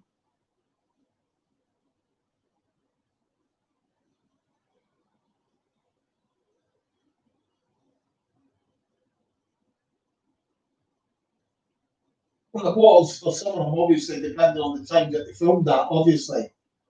It seems that we're done at the on the it seems that we're done on the I haven't actually got a link there, Philip, to the Sainsbury's website, but hold on a second, see if we can get you one. The scenes that were done on Boreham Wood, obviously, it depends on the time of the day, because obviously the ones that were done like at Manor Way, which is like the scene of the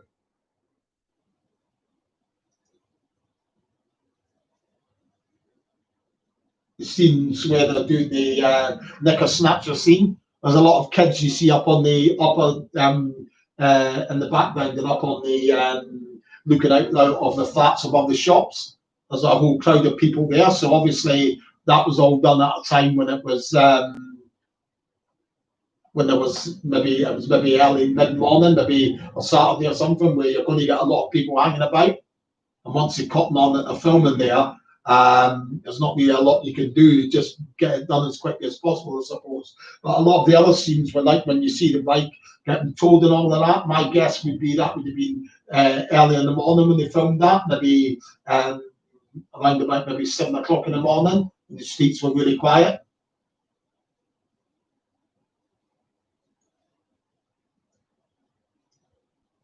Just trying to find this link for you, okay? But as I say, there's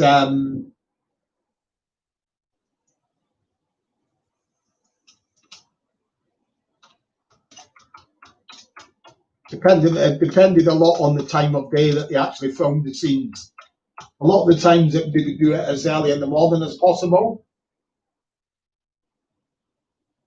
We know that because at the same time that they were filming the first On the Buses film, they were filming a film called Hammer were filming a film. I'm not sure if it was Dr. Jekyll and Sister Hyde around that time, but they were filming anyway a horror film, and they used a system where they used the same extras for the horror film as they did for the On the Buses film. So as it worked out, they were working on the Hammer film in the studios in the morning, then the On the Buses films in the studios in the afternoon. So if you think about it that way, that means that in the morning time, when the studios were filming the horror film, then they needed to be out in the morning time filming out the scenes out and around about on the streets in the morning time, which tally with what I'm saying there.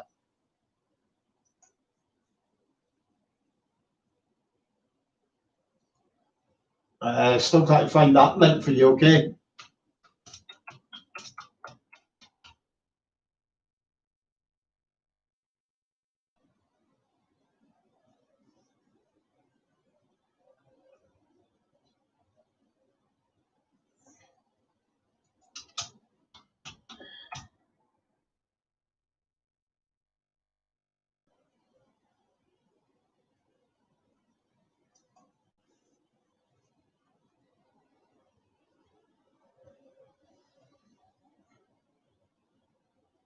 I can't find it just now, but as I say, I guarantee it's at £20 at Sainsbury's anyway, Philip.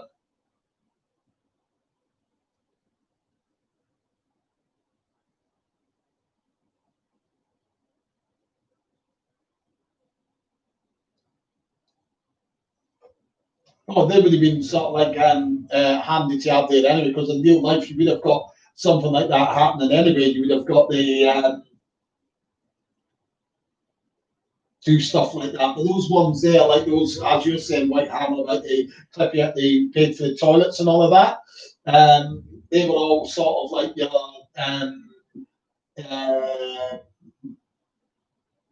remote-ish sort of locations. You do see when she's going into the one that was filmed in Dulwich Hamlet, just around the Dulwich Hamlet Peckham area. They filmed with Sandra Blank in the toilets. There's a crowd waiting outside at the bus stop there when they're filming as well. Obviously, you will get crowds, and that's something that can't really be avoided, depending on how quiet or how busy the location is, if you see what I mean. The cast, and they all live nearby to where, if you mean the studios, then yeah, they did obviously for the TV series, like the likes of Reg lived up in Enfield around that time. I think Bob lived in Hammersmith, Fulham, around that area. Stephen lived in East End of London. Anna lived in Ilford. Doris lived in Putney Bridge, so you can see there they all lived in close and real life in the London area.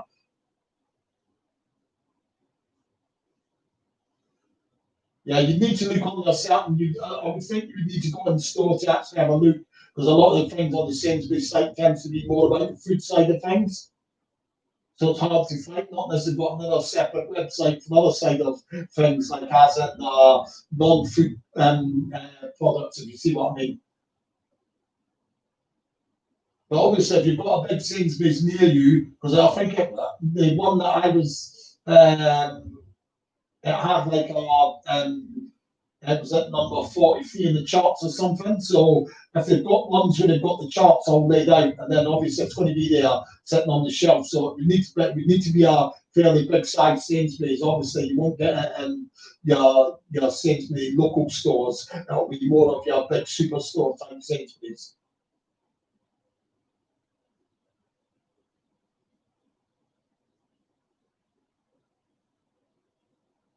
No, that was the way it was meant to be. That was the humour side of things for it. I mean, you don't really look at it in film. You look at Sid James. You get Sid James in the Carry On films. It was over all the young bloody dolly bugs there was on the Carry On films, and that's part of the humour of it, if you see what I mean. Same goes with On the Buses. Basically, that's part of the humour side of it. Would anyone have sort of like thought any differently if they had had the likes of a young stud playing the part of Stan and Jack? It wouldn't have had the same effect, would it, really? That was all part and parcel of it. Same with the part of Sid James. They didn't have Jim Dale, who they could have done, who was a young stud, because they wouldn't have really seen the humour side of that.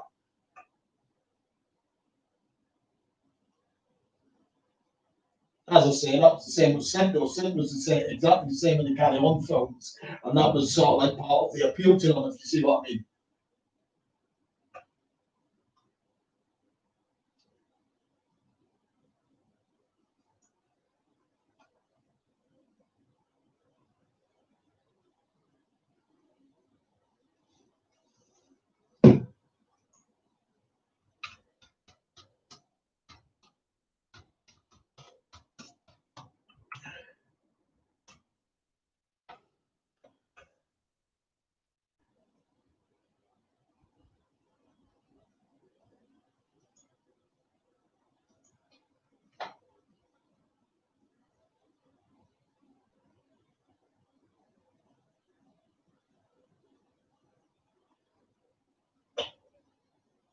My favourite episode is probably Do It Yourself from like the classic either On the Buses, which was like CSD, which I think was the absolute pinnacle of the On the Buses at that time. That was a peak that they got to every episode nearly, and it was a classic. You see what I mean?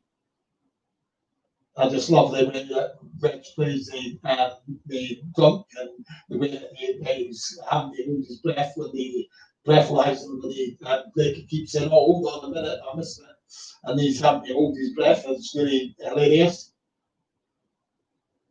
And then, of course, when he comes home and he finds that the family's drunk, the whole blue. It's really funny because you've got Arthur and Olive drunk.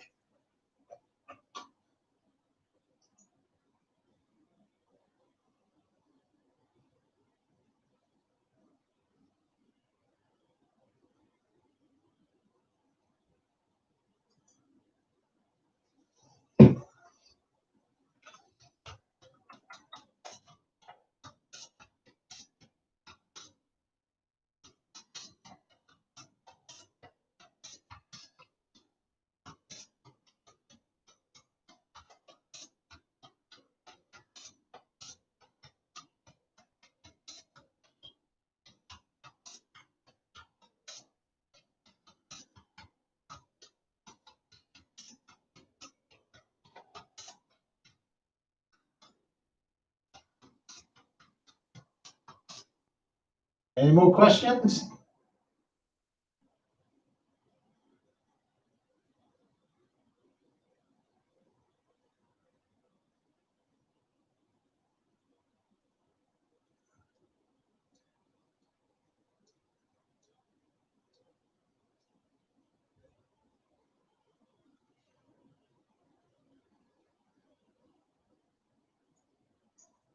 Just keep your questions coming in. I'll answer them as soon as I see them on the screen.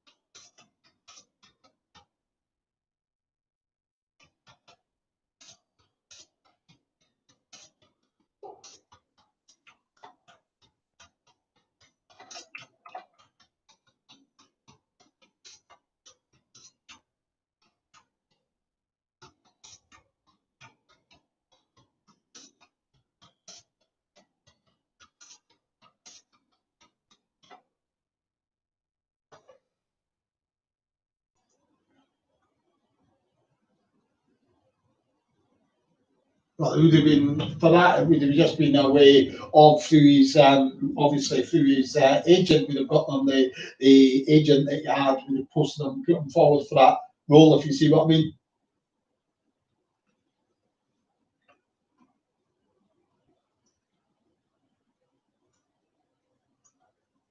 It just shows that he could turn his hand to anything because that was really quite a, as far as I understand it, quite a dark film that was in terms of wasn't really laced with any humour or anything like that.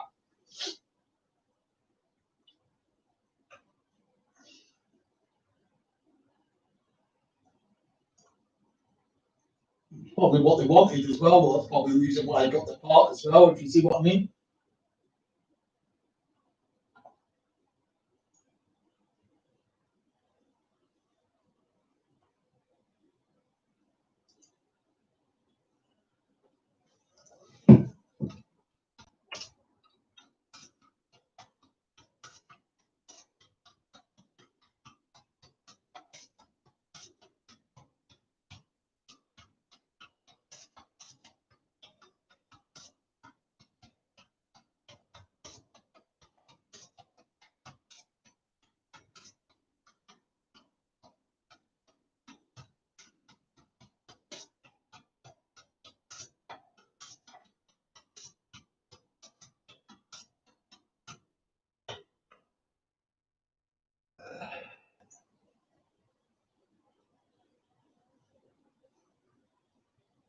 So is there any more questions? Just keep them coming in. I'll answer them for you as soon as I see them.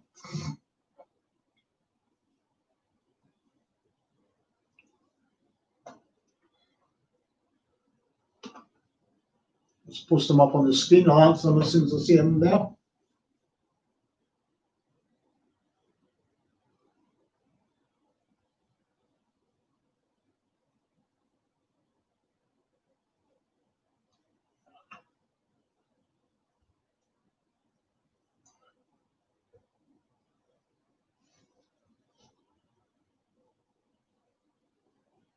Yeah, apparently I needed to go away and have a concussion test and all of that before they could start filming again.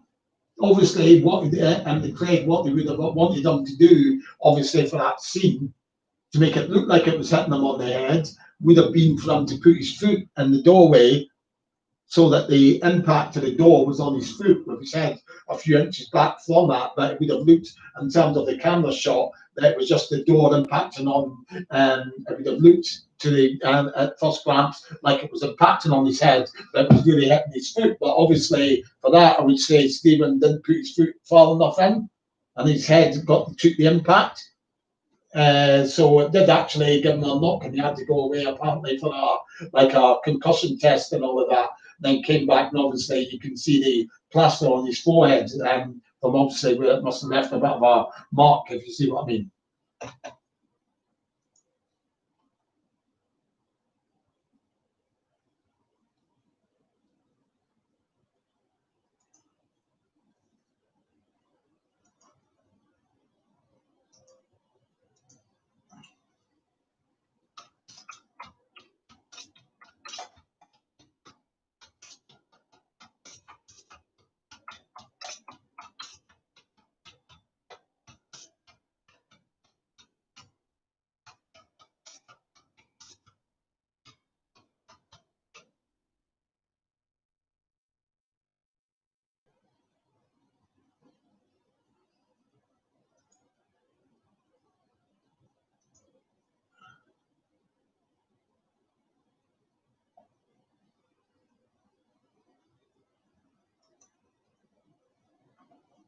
Yeah, they certainly did. That was a good thing about on the buses. It wasn't all give and take. A lot of people say that Michael Arthur's character was so mean to Olive all the time, but she, as it grew from Series One onwards, from the end of Series One more into Series Two, she began to be more of a character where she gave back as good as she got. She would embarrass Arthur in certain situations, and also like get onto him as well for various things. So basically it was like that. I mean, and a lot of the episodes, Blakey would get his own back, basically, like in the episode The New Uniforms, Blakey had the last laugh in it. So it wasn't all just one-way traffic, but it was Stan and Jack who had the upper hand all the time. It didn't work like that all the time. Sometimes Blakey ended up with holding the upper hand. Same within your experience and what was happening in the Butler house, the relationship between Arthur and Olive. Arthur would obviously give Olive a tough time, but in other areas, Olive would also give Arthur a tough time and balance on and all of that.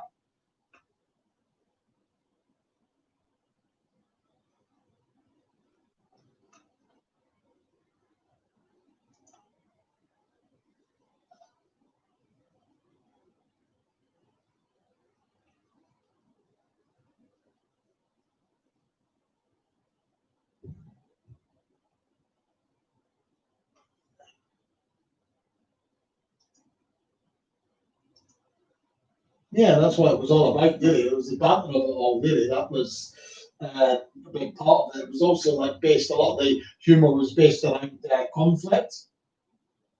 You had the conflict between the busman and the management at the depot, and you had the conflict at home between Stan and Arthur and Olive, if you know what I mean. So it was all a very conflict based like sitcom, if you know what I mean.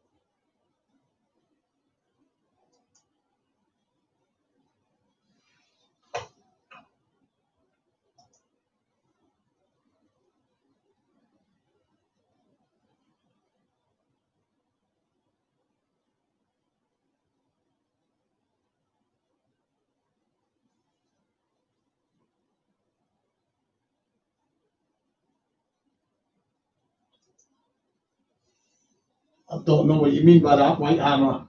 What girl?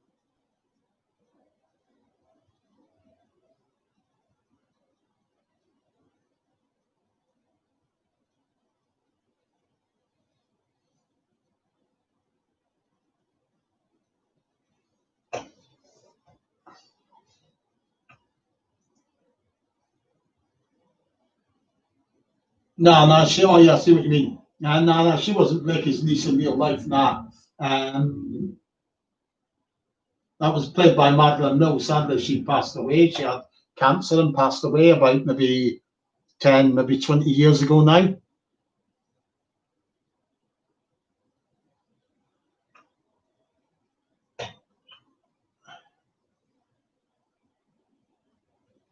Right, I'm coming up to the 2 hour mark, so I'm going to knock it on the head for now. I'm going to call it a day now. So I hope you've enjoyed this live question time.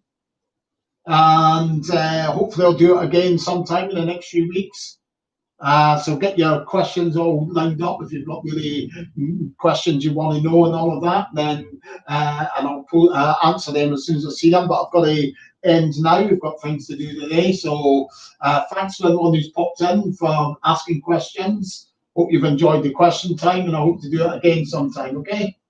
So say bye for now, and thanks for everyone for turning up and asking questions.